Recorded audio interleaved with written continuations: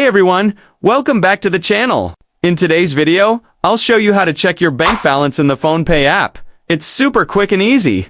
Make sure to watch till the end, and please subscribe so you don't miss more helpful tutorials like this one. Let's get started.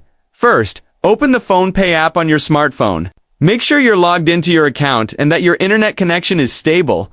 Once you're on the home screen, look for the Check Balance button. You'll usually find it under your linked bank accounts section.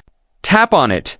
If you have multiple bank accounts linked to your PhonePe, you'll see a list of them appear. Tap on the account whose balance you want to check. After that, PhonePe will ask you to enter your UPI PIN for security reasons.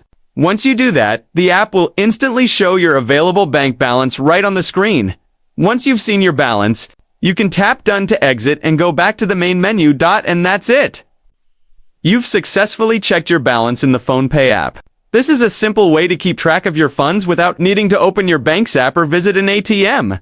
If you found this video helpful, don't forget to like, share, and please subscribe to the channel for more quick and easy tutorials. Thanks for watching, and I'll see you in the next one.